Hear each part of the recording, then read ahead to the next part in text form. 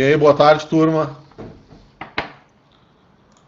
Deixa eu abrir aqui o nosso arquivo. Vocês já têm ele, né?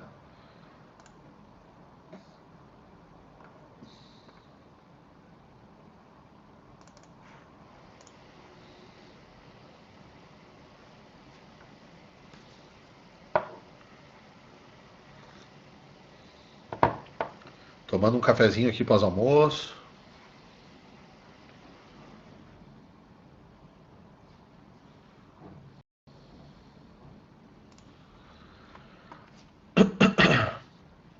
A gente conversou até o slide número 9, galera. Sociedade da Mineração, é isso?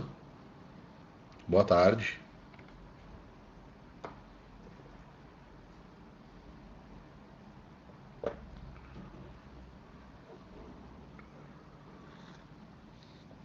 Isso, os slides já estão lá, Gabriel. São os mesmos que a gente usou na última aula. Eu quero que vocês olhem lá, inclusive baixem o último arquivo que tiver, né? Mas só confirmem comigo aí. Quem tiver o arquivo, quem tem o arquivo já, são 20 slides que vocês têm? Dá uma olhada aí. Formatou? Pega lá. Tá lá no Face.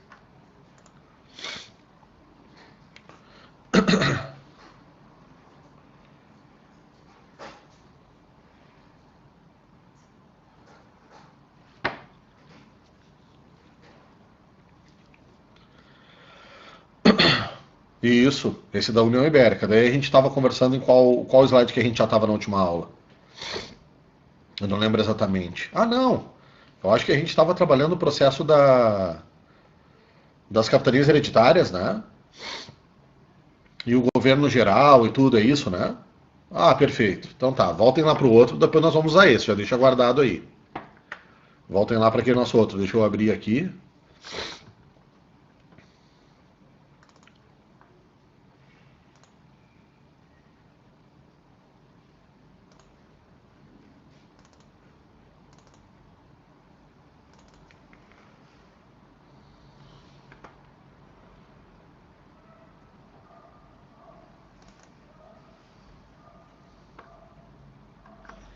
Isso, daí naquele slide a gente estava começando o nosso sistema de capitanias hereditárias e paramos nos amplos poderes, é o slide 11, né? Confirmem aí para mim. Perfeito. É isso aí. Lembrei exatamente onde a gente tinha parado. Então, galera, como vocês viram ali, e retomando aquilo que é essencial, o capitão donatário ele era a gente em história diz assim, né? Plenipotenciário. Ele tinha todos os poderes na mão dele. Era ele o responsável, por exemplo, ali tu tá vendo no slide número 9, responsável pelo processo da arrecadação dos impostos. Obviamente que depois que ele arrecadava, ele repassava para Portugal. Mas uma parte ficava para ele, né? Essa era a contrapartida que valia a pena tu te meter numa selva que era vir aqui para o Brasil, se meter na América. Fora aquela coisa que a gente conversou na outra aula, né? Ganhava prestígio com o rei, ficava próximo a esse rei. E nós vimos ali a questão, nós desenvolvemos e conversamos, a questão dos direitos, dos poderes, né, os direitos, também deveres, administrativos, em que eu salientei com vocês uma coisa muito importante, que são as famosas doações das chamadas sesmarias. O que são as sesmarias? Lembra que a gente conversou? São as imensas fazendas, os imensos latifúndios que serão doados, galera, para quem tem a capacidade de investimento, e aí a gente conversou, né? Quem para cá vem nesse primeiro momento, galera, não é pobre, não. É gente que tem capacidade, claro, né? Quem vai controlar o Brasil colonial, é gente que tem capacidade de investimento no negócio agrário. E que não é pouco. É um grande investimento. Então essa Sesmaria é uma grande fazenda, mas não é simplesmente doar, toma aí uma terra para ti. Não. A partir desse momento, se eu sou um sesmeiro, eu vou ter que fazer um povoado, trazer gente para morar comigo. E o segundo elemento, isto é, produzir. Tem que ganhar dinheiro, porque Portugal quer ganhar dinheiro. Nunca te esquece que a existência do Brasil está imediatamente relacionada a lucro para Portugal. Óbvio que uma parte desse lucro, uma bem pequena parte, fica para quem é daqui, galera. Fica para os colonos. Vamos ver aqui. Quero que vocês passem, portanto, para o próximo slide, o slide 12. Isto é, como é que se deu esse processo de exploração econômica do Brasil colonial. Galera,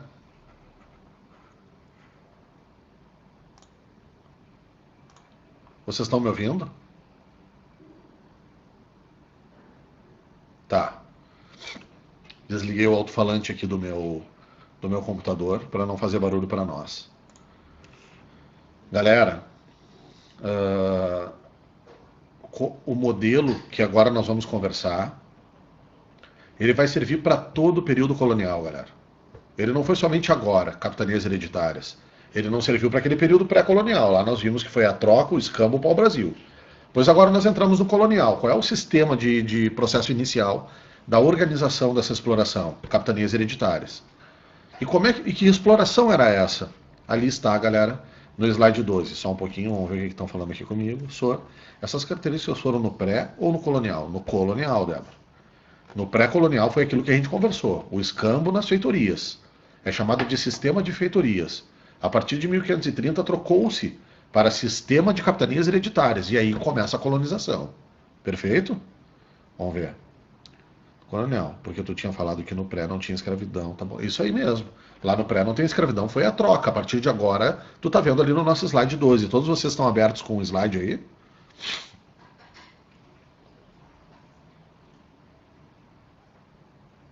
Sim. Gabriel, tu que formatou teu PC.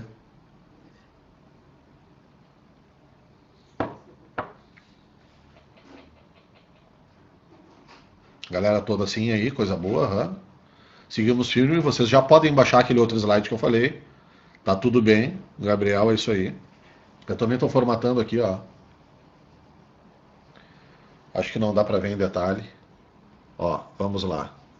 Formatando o tablet aqui para melhorar o desempenho, né? A gente vai usando, vai ficando um monte de porcaria. E aí é importante. Povo,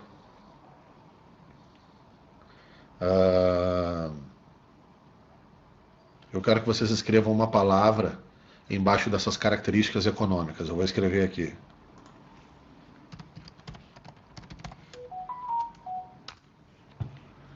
A plantation, galera. Todo o período colonial, portanto, a partir de agora, a característica do processo produtivo vai ser sob a lógica do chamado plantation. Isso é um conceito, né? Foi criado por um estudioso. Esse conceito ele não serve somente para o Brasil, galera. Ele serve para todas as metrópoles europeias que possuem colônias tropicais. O sistema de plantation, ele é um sistema que funciona com o objetivo de enriquecimento das metrópoles e, ao mesmo tempo, também para valer a pena um enriquecimento desse pequeno grupo de fazendeiros, porque a plantation, galera, ela é um sistema relacionado ao processo de produção de produtos primários. No nosso caso, a cana-de-açúcar. Mas, por exemplo, eu vou falar agora e vocês vão lembrar. Quem aqui viu o filme... Fica quieta, Tena. Bora. Quem aqui viu o filme Django Livre, galera? Para dar um exemplo só, mas há uma série de filmes americanos que mostram a história do século XIX americano, sobretudo, né? Eu acho que eu nunca vi um filme da história dos Estados Unidos no período colonial. E isso ali a Luiz viu, né? O Django é demais, galera. Deus o livre. Vocês são tudo maior de idade, então vai lá e assiste Django Livre. Eu acho que a classificação daqui a pouco é maior de 18, porque o troço é violento pra caramba. É o Tarantino, né? Tarantino é maravilhoso. É isso aí. É maravilhoso, né, galera? Pá, que filme, né? Viu no colégio? Daqui a pouco a classificação não é, mesmo com algumas cenas de violência, a gente pega ali 16 anos, 15 anos daqui a pouco. É um baita filme, Deus o livre. Tem o Leonardo DiCaprio ali participando, né? Se tem o Leonardo DiCaprio já é bom, galera. Apareceu o Leonardo DiCaprio já valeu a pena. E dá uma raiva dele no filme, né? Fazendeiro do sul dos Estados Unidos que usava escravizados para o processo de produção. Porque o sul dos Estados Unidos, galera, as famosas colônias do sul, claro, no tempo do filme não é mais colônia, já são os Estados Unidos da América, um país. Mas os estados do sul, eles herdaram do período colonial aquilo que as colônias do sul, inglesas, do sul da América do Norte, elas eram, isto é, colônias de plantation. E quem viu o Django, galera, viu que o produto lá não é o açúcar. Então, vamos ver Django Livre, meu pai e minha mãe toda hora falam pra eu ver. Vai lá e assiste. Se eles falam pra tu ver, né? Baita filme. Galera, é algodão. Os Estados Unidos, isto é, a Inglaterra, tinha uma colônia na América, e na América, né, nessa colônia inglesa, eles vão produzir, galera, algodão para a indústria têxtil inglesa. Só que nós, no nosso caso, foi a questão da cana que os portugueses trouxeram para a produção de açúcar. Eu vou só fechar a porta aqui do meu da sala aqui, só um pouquinho, pessoal.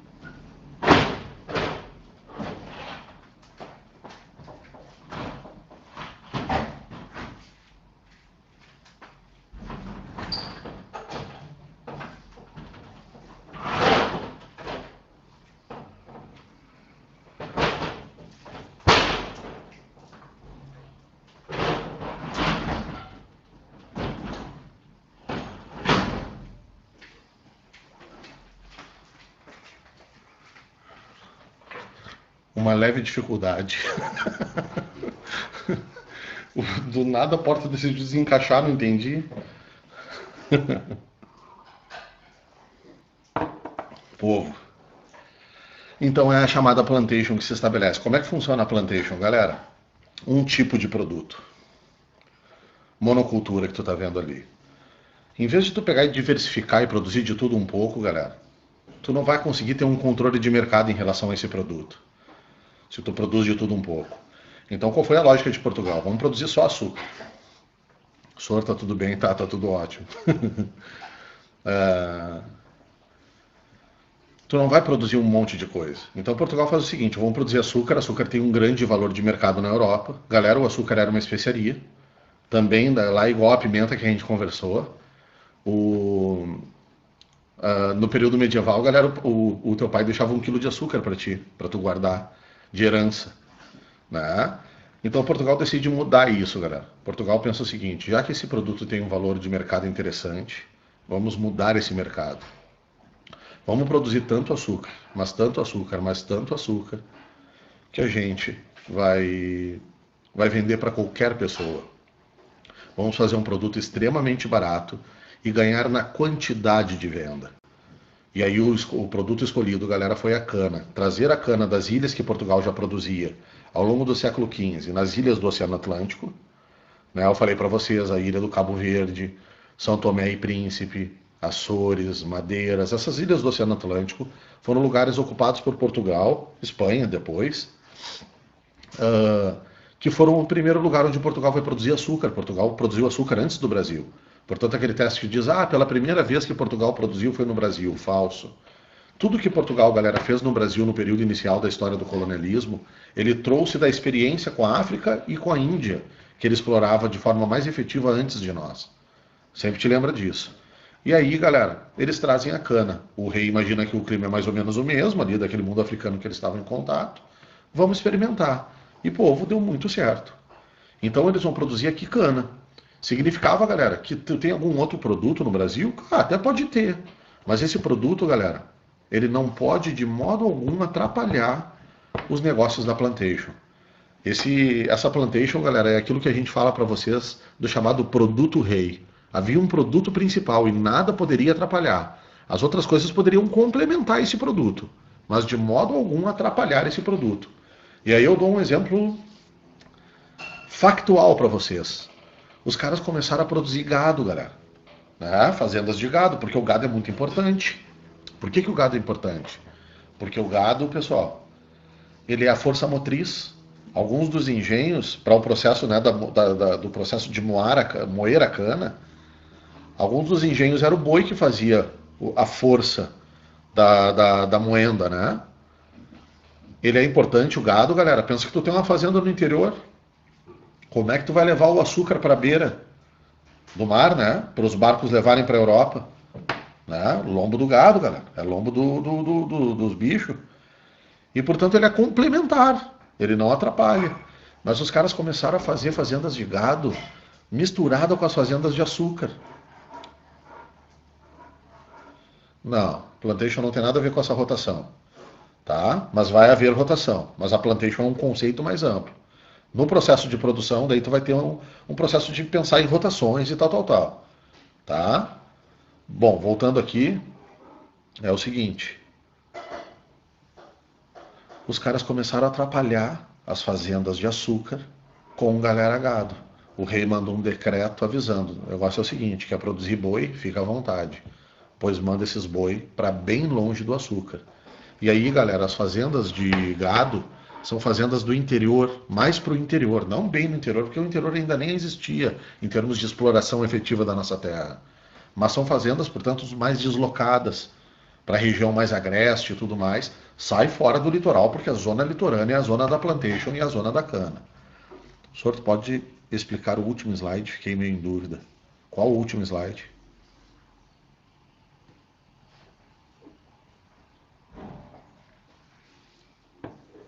O último slide que a gente nem chegou? Pessoal, só um pouquinho. Chegou alguém aqui em casa.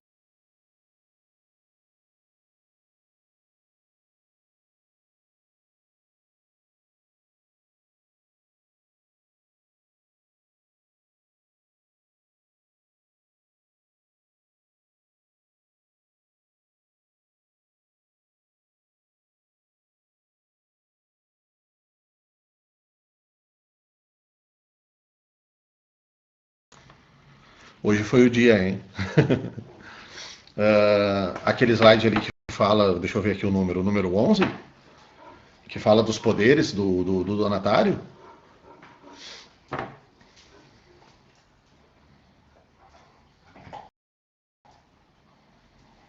Uhum. É bem simples ali, Débora. Ali tu tem a questão dos poderes dele, entendeu? O que, que ele tem de poder? Ele tem todos os poderes. Isso que tu tem que pensar por uma forma mais simples assim. Onde eu dei alguns exemplos ali.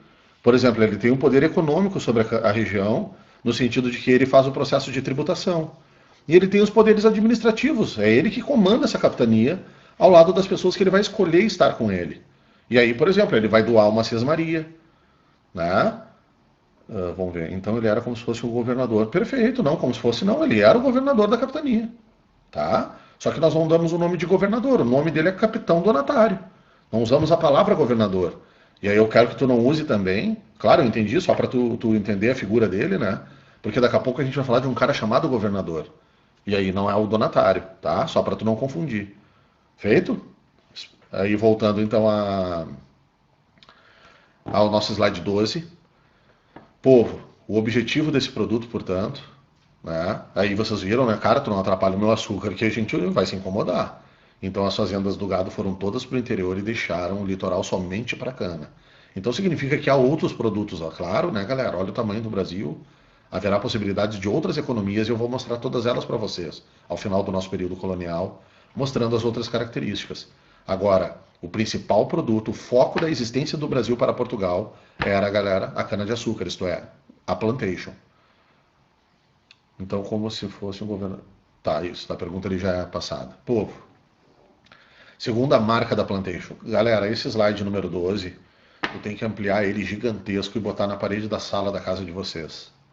Tá? Tira a estante com a TV, vai lá, tira toda a estante, bota lá no corredor, joga fora e bota esse slide ampliado assim. Se quiser pode botar no canto eu assim, ó,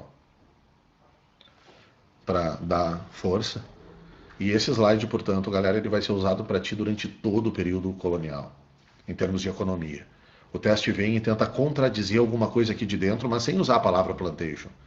Eles não te dão essa pista, né? Segunda marca, galera, não é para consumo interno, é para exportação, é para o mercado externo. Aí eles arrumam formas diferentes de jogar com isso. Dizem outras expressões para a mesma coisa. Então, enfim, agora tu entendeu. Terceira característica da plantation, povo. Um pouquinho nós conversamos quando falamos lá da sesmaria. A sesmaria é a unidade inicial da plantation, né? É a fazenda, é o grande latifúndio.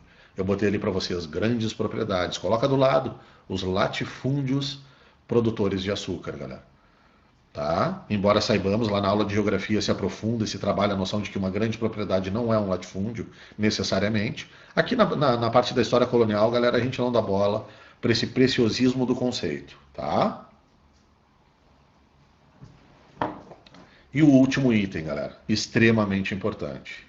O slide 12 seria o das características econômicas, perfeito. Exatamente. As características econômicas do sistema de capitanias hereditárias. O slide anterior a ele e os outros dois que a gente viu são as características políticas do sistema de capitanias hereditárias, as relações de poder. E agora nós estamos vendo as características econômicas, o slide 12.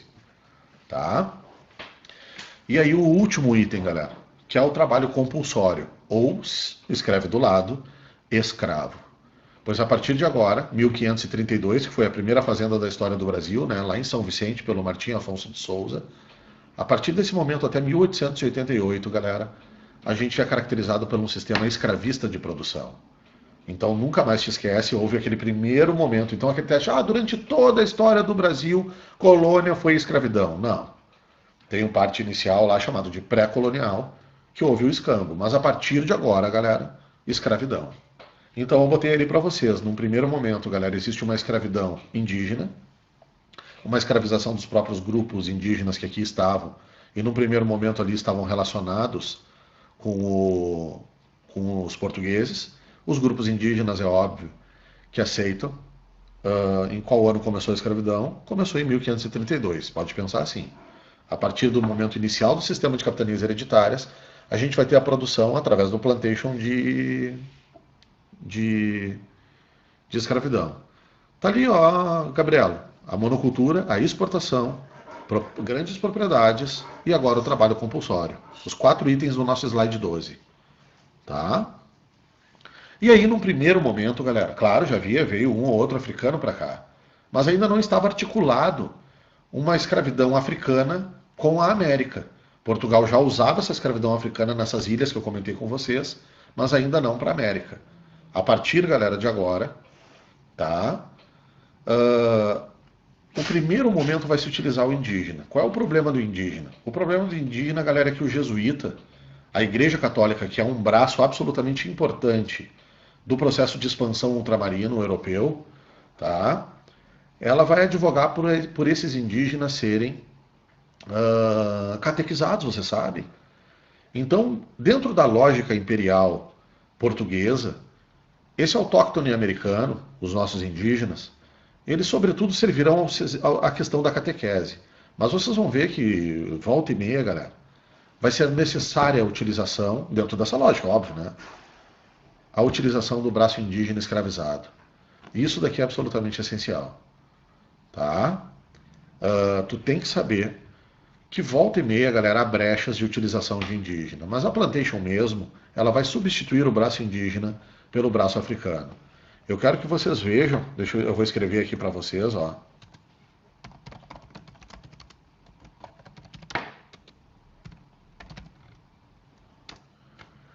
Eu quero que vocês vejam, quem ainda não viu, acredito que alguns de vocês já devem ter visto, esse documentário aí, ó, guerrasdobrasil.doc.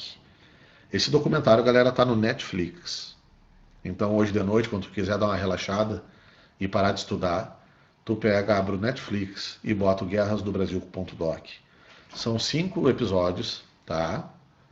De 20 minutos, mais ou menos. 25, não mais do que isso. Acho que o maior deles deve ter uns 30 minutos. Sobre temas específicos. E eu quero que vocês assistam os 2 primeiros, galera. O primeiro, ele fala justamente da relação com os indígenas na história do Brasil. Claro que não vai se prender somente ao colonial. Ele vai falar da história dos indígenas e o Brasil. É muito forte esse. Né? É um documentário bastante forte, mas, galera, é muito bem construído. E os professores que dão depoimentos lá, eles são professores que são professores universitários, galera, que formam nós, professores, quando a gente vai fazer faculdade. E são os pesquisadores do Brasil desses temas todos. E, portanto, eles são usados, o pensamento desses caras, para as provas de vocês. A prova do Enem, por exemplo, é cheia de fragmentos dos textos desses caras. E eles vão estar ali conversando de uma forma muito mais simples, né? E muito bem construído esse documentário. Cara, tu é obrigado a assistir. Guerrasdobrasil.doc, tá? Botei no chat aí para vocês. Tem no Netflix ali.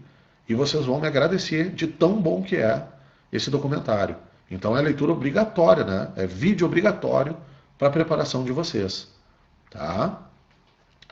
Mas então, de um modo geral, dentro de uma perspectiva, vamos dizer assim, mais normal, o sistema de plantation vê um processo de substituição do escravizado indígena para o escravizado africano. E aí nós vamos para o nosso último slide, galera, que é o 13. E aí vocês vão entender, e eu quero que vocês coloquem a verdadeira resposta para esse processo de substituição.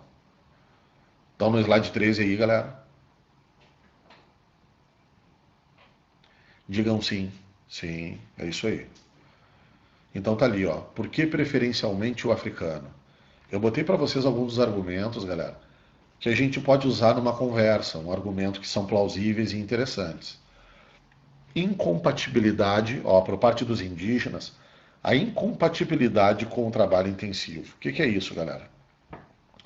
Hoje, e desde esse período colonial e em alguns outros lugares do mundo, havia a ideia de um trabalho intensivo. A gente trabalhar 40 horas por dia, todos os dias. Mas eu não sei se vocês já refletiram sobre isso, eu acredito que sim. Para a nossa sobrevivência, galera, a gente precisaria trabalhar a quantidade de horas que nós trabalhamos? Não. A lógica de trabalho intensivo, galera, é uma lógica de processo de exploração do trabalho humano por parte enfim, do explorador. Esse explorador pode ter vários nomes ao longo da história. Hoje, na nossa sociedade, nós chamamos esses exploradores de burguesia. A classe que comanda a sociedade dentro do modo de produção capitalista que nós estamos são os burgueses. E eu, por exemplo, Guilherme, trabalho uma jornada de 40 horas semanais de sala de aula. Vamos pensar assim, né? Uma ideia ideal. Não para, através do meu trabalho, obter o meu sustento. Durante mais ou menos uns 15 dias eu trairia o meu sustento. Os outros 15 dias eu estou enriquecendo os donos dos meios de produção. É assim que funciona. Na história foi sempre assim. Onde não havia isso? Na pré-história. Na pré-história, vocês lembram, havia um processo de distribuição igualitária dos produtos. E, portanto, os nossos indígenas, galera, vão pensar que eles estavam num estágio mais ou menos pré-histórico. Só para a gente entender esse argumento que eu estou trabalhando contigo. Eles trabalhavam o necessário, galera, para ter um dia de alimento, para ter uma semana de alimento. Às vezes era necessário trabalhar 20 horas durante uma semana, todos os dias 20 horas. Trabalhavam, galera. Agora na outra semana não era mais necessário trabalhar. E aí, galera, a vida era ocupada com outras atividades para além da relação do trabalho. Então isso é o tal da incompatibilidade do trabalho intensivo. Só que os olhares preconceituosos, ainda hoje existentes, e eu tenho noção que vocês já ouviram muito desse argumento, dizem que os indígenas, galera, são indolentes. Né? Deixa eu escrever aqui uma palavra que a gente não está. Isso, lá o comunismo primitivo. Ó, indolentes. Na verdade, galera, isso é um eufemismo, assim, né? É levezinho, essa palavra que a gente não sabe o significado. Mas indolente, galera, significa vagabundo. E os indígenas, portanto, ao olhar dos europeus, eram vagabundos. A verdade é que não eram vagabundos. Eles apenas não trabalhavam intensivamente na cultura deles, porque eles não necessitavam disso. Eles trabalhavam para comer. E essa era a vida dos indígenas, portanto, aqui. E os africanos, galera, como já estavam em grandes reinos, alguns desses grupos africanos já trabalhavam em lógicas de trabalho intensivo, isto é, sendo explorados. Não de modo escravocrata, como a gente vê, de formas diferentes, mas já estavam acostumados ao trabalho intensivo. Pimba. Uma coisa que é melhor a utilização do trabalho africano. Segundo elemento, galera, extremamente importante. Sim, Luiz. Eventualmente, quando a gente vai ter uma escravidão sobre o indígena, tu vai ter o processo de agressão. O sistema escravocrata é um sistema sempre violento. Não importa quem seja. Né? Mas como a gente viu aqui, o índio daqui a pouco vai ser substituído pelo africano. Olha ali. Os indígenas, galera. Atena. Os indígenas conheciam a terra, galera. Conhecedores da terra da América. Os indígenas, portanto, fugiam com mais facilidade. Isso é mais facilidade, isto é uma coisa que atrapalha um pouco o uso do índio, mas o índio vai ser escravizado igual. E não é esse o argumento, por exemplo, com o africano, porque sabe que o africano também foge, galera. Ele foge para os famosos quilombos que a gente conhece. Então, claro, mas isso é um ponto positivo, por exemplo, para tu usar o africano, como ele não conhece o território, fica mais difícil dele fugir. Terceiro elemento que está ali, galera, e esse sim é muito importante. A gente está falando de epidemia e estamos nós aqui tendo uma aula distante justamente por causa de uma epidemia, pois, galera, as populações indígenas americanas, elas sofrem verdadeiros genocídios, galera. A gente pode chamar de um genocídio o processo da conquista da América. Porque milhões de indígenas vão morrer, galera, de gripe, varíola, isto é, as epidemias que matam. Eu botei para vocês um exemplo ali que a URGS, inclusive, faz uns 2 anos cobrou de vocês. Em 1962 e 63, teve uma epidemia de gripe, galera, que matou todos os indígenas que estavam trabalhando nas fazendas de açúcar de Pernambuco. Só para vocês terem uma dimensão dessas epidemias. E essas epidemias, galera, elas não aconteceram de modo, vamos assim dizer, indireto, deixa eu usar uma melhor palavra, casual. Elas foram também propositais, galera. No processo de conquista espanhol na América Central, sobre os astecas, né, galera?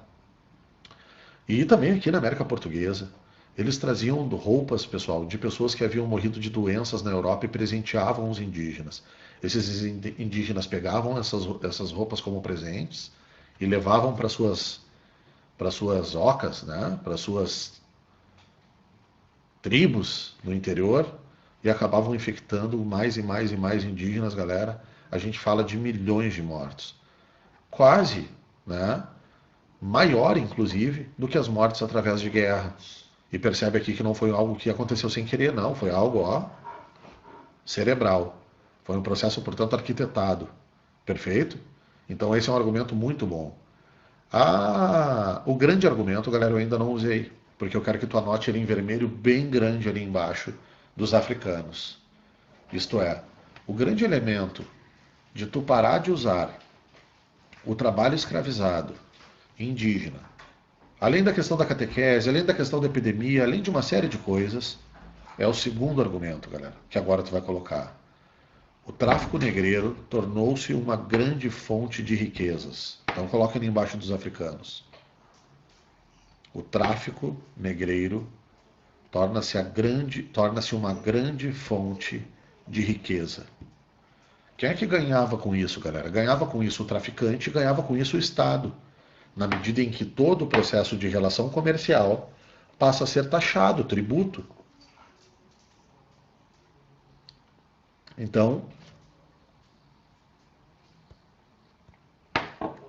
absolutamente essencial o processo, galera, do comércio escravo africano. Tá? Como o indígena estava aqui na Terra, galera, tu não teria como controlar esse comércio, fazer um comércio indígena. Isso não existe, galera. O indígena é capturado, beleza, tu vai lá e pega. Então, qual é a marca que nós temos? Nós temos a questão do comércio negreiro. Esse é o grande argumento da substituição do trabalho indígena para o trabalho africano. Perfeito? O resto somente se soma. O resto somente ajuda. Mas galera, esse trabalho, essa questão, né, do tráfico negreiro, que torna-se o componente para a plantation ser usado o trabalho africano. Perfeito, galera? A gente termina hoje por aqui. Fica fechadinho esse assunto, porque não dá para a gente iniciar o nosso próximo tópico. O nosso próximo tópico é o famoso governo geral do Brasil. Isto é, Portugal somente vai aprofundar tudo isso que nós até agora conversamos. E aí, através do chamado sistema de governo geral. Perfeito?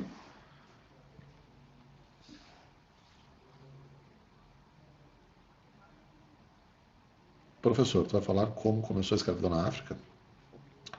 Tem uma discussão que dizia que os próprios africanos se escravizavam e se vendiam na costa. Isso é verdade?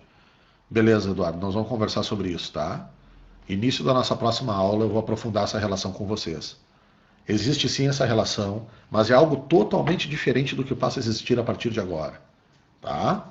Geralmente esses argumentos que tu está me mostrando aqui são argumentos das pessoas que tentam suavizar o que foi a escravidão e tirar a responsabilidade dos verdadeiros culpados por esse processo, que são os europeus, e colocar sobre as próprias vítimas. Vocês conhecem isso, né, galera? Muitas vezes a própria vítima acaba levando a culpa do seu opressor. Então eu vou mostrar para vocês, então, o tema da nossa próxima aula na quarta-feira. Não, segunda-feira, né? Eu e vocês. Deixa eu ver aqui o resto. o processo de eles se escravizarem era por causa de grupos, pensa em gangues. Isso. Depois a gente vai explicar e aprofundar isso. Vamos ver aqui. O próprio corona é uma situação bem delicada de epidemia para os povos indígenas aqui também. Aham. Semana passada teve uma primeira morte de um indiano humano contaminado por um garimpeiro invadindo a serra. Perfeito. Ainda está acontecendo, né? Por isso é essencial vocês assistirem guerrasdobrasil.doc, episódio número 1. Ali vocês vão ver todos esses balanços do passado à atualidade. Galera, é magnífico. Eu quero que vocês vejam para na segunda-feira a gente comentar. E aí eu vou aprofundar essa questão da escravidão ali africana, tá? Tinha alguns casos que os negros eram livres, que nem podemos ver no filme 2 Escravidão. Sim, sim. Tá? Então depois a gente aprofunda tudo isso. Beijo para vocês, galera. Tchau, tchau.